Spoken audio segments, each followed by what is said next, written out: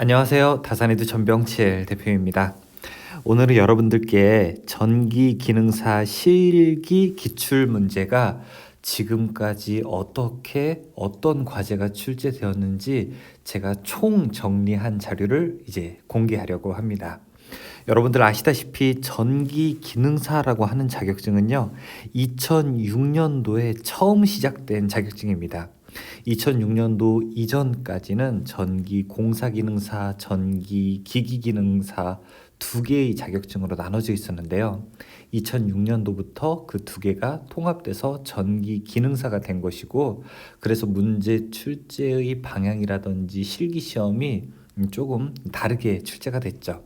그래서 여러분들이 2006년부터 2019년까지 전체적으로 어떤 문제가 출제됐는지를 한번 보시는 것은 혹시 기능사 실기시험을 준비하시는 분들에게 도움이 될 것이라고 생각을 하게 됩니다.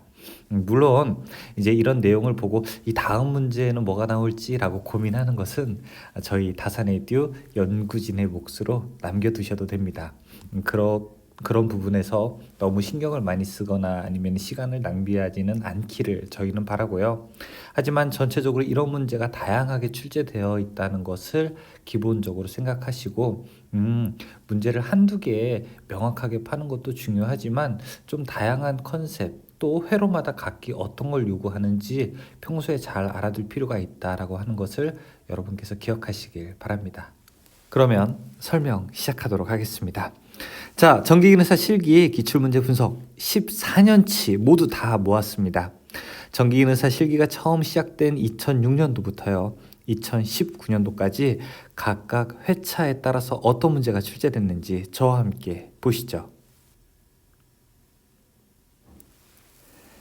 일단 처음 시작된 문제는 2006년도 1회 급수 설비였습니다. 급수 설비라고 하는 것은 플로트레스 스위치를 이용한 우리가 회로인데요. 이것을 우리가 FLS라고 이제 부르게 되죠.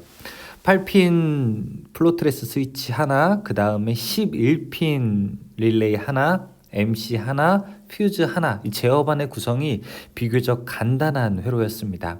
그래서 이런 회로가 여러분들 어렵지는 않았지만 플로트레스 스위치라고 하는 것이 우리가 E1, E2, E3라고 하는 게 있었고, 특히 릴레이에서 11핀이 나오게 되면서 급수 설비 문제가 나오게 되면은 그 부분이 조금 까다로운 부분에 해당했었죠. 두 번째는 전동기 제어 회로가 나오게 됩니다. 그런데 전동기 제어 회로에서 조금 어려웠던 부분이 바로 푸시 버튼의 A 접점과 B 접점을 동시에 사용하는 인터록 회로가 출제됐다는 거예요. 이 인터록 회로를 결선할 때 조금만 실수를 하더라도 동작이 안 되기 때문에 인터록 회로가 아주 이 당락을 저하는 부분에 해당했습니다. 그리고 세 번째는 이제 승강기 제어 회로가 출제가 되었습니다. 승강기 제어 회로에서는 14핀 릴레이가 출제가 되었는데요. 그 다음에 타이머도 2개가 출제되면서 본격적으로 14핀 릴레이를 사용하는 그 서막을 연 것이 바로 승강기 제어 회로가 됐습니다. 나머지는 어려운 부분이 없었는데 이 14핀 릴레이라고 하는 것이 워낙 작고 그 다음에 그 안에 써 있는 번호도 워낙 작기 때문에 이 보통 우리가 이제 시력이 조금 안 좋으시거나 하신 분들은 작업하기가 아주 어려운 과목이었죠. 다음에는 건조로 설치 공사를 하게 되는데, 이 건조로 설치 공사에서는 우리가 열전대라고 하는 거, 온도 릴레이가 들어갔기 때문에 이 부분도 조금 낯설었습니다. 그래서 2006년도를 보게 되면은 급수, 그 다음에 전동기 제어, 승강기, 이 건조로로 가게 되면서 각각 문제마다 다양한 것들을 요구해서 이제 국가기술 자격증 시험 중에서도 전기 기능사가 어느 하나만, 예전에는 문제 하나 어떤 거 나온다라고 하게 되면 그것만 집중적으로 파게 되면 괜찮았었는데 이렇게 서로 좀 다르게 요구하는구나. 자, 그리고 시험을 한번 보게 되면은 1일차가 있고 2일차가 있고 3일차가 있고 4일차가 있고 5일차가 이렇게 있고 쭉 있었는데 이 각각 1차마다 다른 문제가 나오는 걸로 보게 되니까 이제 준비를 좀 다양하게 할 필요가 있겠구나라고 하는 그런 신호를 바로 보낸 것이 2006년도였습니다. 그런데 2007년도에는 재밌는 현상이 발견되게 됩니다. 2006년도와 시험 문제가 똑같게 나왔던 거죠. 여기도 급수, 그 다음에 여기 전동기 제어 회로가 나오게 되면서 인터록 회로 똑같고요. 다음에 승강기 제어, 그 다음에 건조로 설치 공사가 되면서 어떤 회차? 2006년도 1, 2, 3, 4회차와 역시 똑같이 문제가 출제되게 됩니다. 그러면 이제 우리가 재밌는 일을 발견할 수 있겠죠. 이렇게 되면서 2008년도 1회에도 역시 급수 설비가 나올 거라고 우리가 예상을 했는데 여지없이 예상은 빗나가면서 이제 새로운 문제들이 나오게 됐습니다. 그 중에 앞으로도 많이 출제가 될 바로 컨베이어 회로가 나오게 됐었죠. 컨베이어 회로라고 하는 것은 우리가 어떤 공장 같은 곳에서 물류를 이송시키는 그 벨트를 운전하는 회로인데, 이 컨베이어 회로에 들어가게 되는 것이 바로 보통 일반적으로 타이머가 가장 중요하게 들어가게 됩니다. 컨베이어 회로가 나오게 되고, 그 다음에 2회에는 이제 급수 회로가 나오게 되고, 그 다음에 세 번째는 다시 컨베이어가 나오고, 마지막에 이제 승강기가 나오게 됐죠. 이렇게 나오게 되면서 사실상 이제 건조로 설치 공사는 끝난 바로 그런 해가 바로 2008년이 됩니다. 그리고 이제 2009년도에 이제 이전에는 보지 못했던 가장 어려운 시퀀스 회로가 나오게 되는데요. 그것이 바로 전동기 제어 회로가 됩니다. 전동기 제어 회로에서는 우리가 인터록 기능뿐만이 아니라 8핀 릴레이의 공통을 이용하는 회로, 그 다음에 타이머를 이용하는 회로가 총 망라되어 있기 때문에 전동기 제어 회로가 굉장히 어려운 회로에 해당했었고요. 이때 합격률이 아주 낮게 되었습니다. 그리고 이제 전동기 운전 제어도 이제 사실상 마찬가지고요. 급수는 계속 그대로 나왔습니다. 이렇게 1, 2, 3회로 가게 되면서 조금 바뀌게 되었죠. 그리고 역시 컨베이어 회로가 같이 나오게 됐습니다. 2010년도에 오게 되면은 첫 번째 이제 승강기 회로가 역시 나오고요. 그 다음에 이제 급수 회로는 여기에서 이제 막을 내리게 되고, 급수 회로와 함께 배수가 들어가 있는 이제 급배수 회로가 나오게 됩니다. 급배수 회로에서는 플로트레스 스위치가 이제 두 개가 출제가 되는 것이죠. 하나는 급수용으로 사용하고 하나는 배수용으로 사용하는 플로트레스 두 개를 이용한 그런 회로가 나오게 되었습니다. 자, 그리고 이제 어려운 문제 중에 하나인 Y 델타 이제 기동 회로가 나오게 되었습니다. 이 Y 델타 회로는 사실상 어떻게 보면 되게 쉬운 문제라고 할 수 있어요. 보조회로는 굉장히 쉽거든요. 근데 주회로가 한 번도 하지 않았던 분들은 좀 어려운 회로가 되는 겁니다. 특히 승강기 기능사에서는 Y델타가 자주 나오기 때문에 승강기 기능사를 하고 전기 기능사 오신 분들은 괜찮았는데, 전기 기능사를 처음 해보시는 분들, 그러니까 이런 분들은 이 Y델타가 나왔을 때 굉장히 어려운 부분 중에 하나였었습니다. 그리고 셀렉터 스위치를 이용한 전동기 한시 회로가 나오게 됐는데, 이 전동기 한시 회로는 최근에 좀 다시 한번 도면을 혹시 살펴보실 기회가 있게 되면은 한번 보셔도 되는데, 바로 여기는 AB 접점이 고전적으로 A가 기동, B가 정지였는데 PB1, 2가 있으면 1이 기동, 2가 정지였는데, 이게 두 개 좀 바뀌어서 나오는 부분이 조금 헷갈리는 부분 중에 하나가 됐었습니다. 그리고 2011년에 바로 공장 동력 배선이 나오게 되는데, 자, 여기에서는 타이머가 조금 특이한 타이머가 나오게 되죠. 오프 딜레이 타이머가 나오게 돼서 공장 동력 배선을 하게 될 때 이제 처음 보는 우리가 기구를 접한 경우도 있습니다. 이제 건조로가 끝난 대신에 자동 온도 조절 장치라고 하는 것이 나오게 됐고요.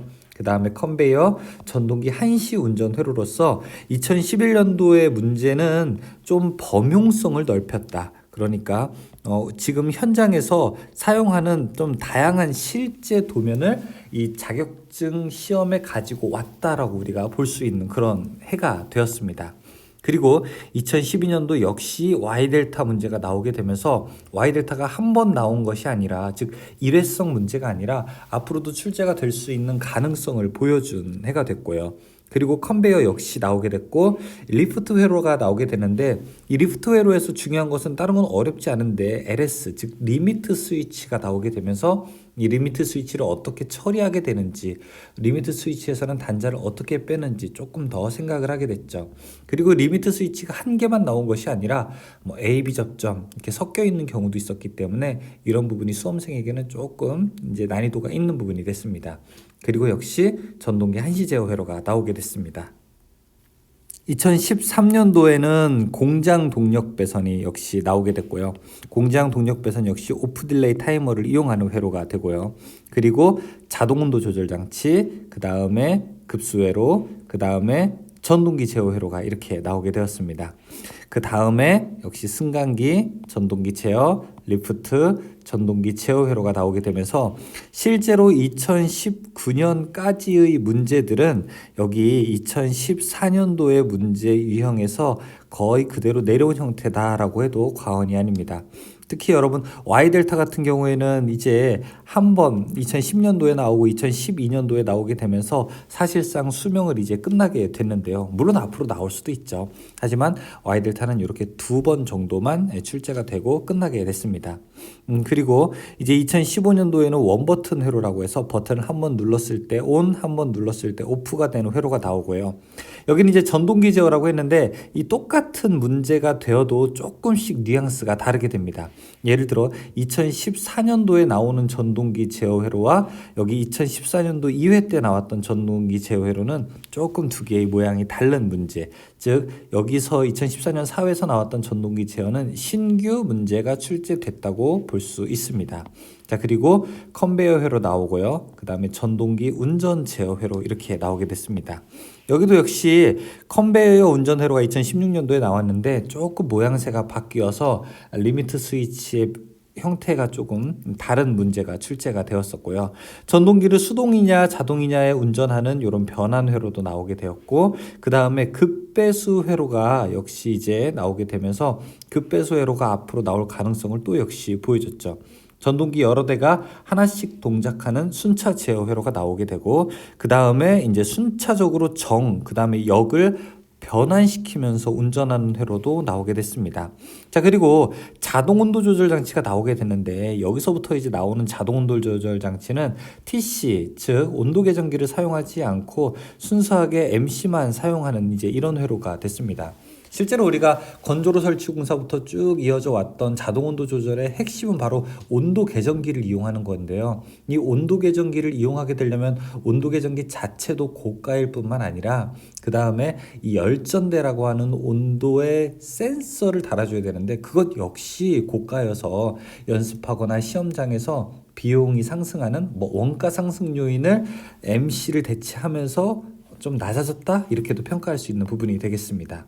그리고 전동기 운전 제어 회로 역시 온실하우스 나오게 되면서 이 온도와 관련된 것이 한 회에 2번 나오는 첫 시험이 바로 2017년도가 됐었습니다. 그리고 조금씩 변형되는 컨베이어 회로가 있고요.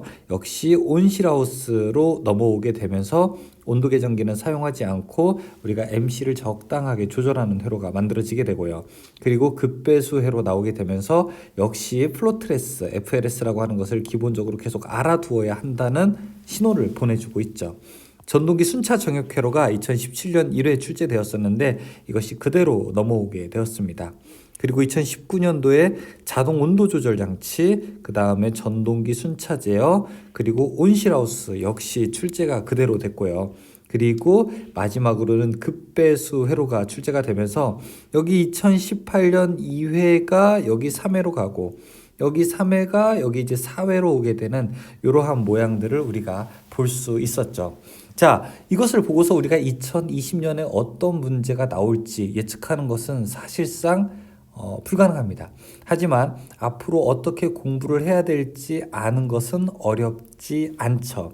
자, 다양한 시험들에서 공통적으로 요구하는 부분은요, 다음과 같습니다. 첫 번째, MC라고 하는 부분, 그 다음에 EOCR이라고 하는 부분, 그 다음에 타이머, 그리고 급배수에서 나오는 플로트레스, 그리고 셀렉터 스위치, 그 다음에 푸시 버튼. 자, 이런 것들에 대한 기본 기능을 우리가 충분하게 숙지하고 있어야 되고요.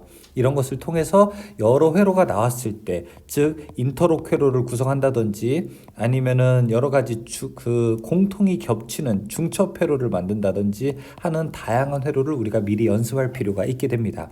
왜냐? 시험장에서는 지금 이름은 똑같더라도 이렇게 순차 제어, 그 다음에 뭐 다른 순차 제어 이러면 똑같더라도 조금씩 도면이 변형돼서 나오게 되거든요. 그래서 이 다음에 나올 문제에 대해서 변형을 염두에 두게 된다면 현재 여러분들이 연습하시는 도면을 그냥 단순하게 우리가 따라서만 공부하는 것이 아니라 좀 다양한 형태로 배워둘 필요가 있다. 저는 그렇게 말씀을 드립니다.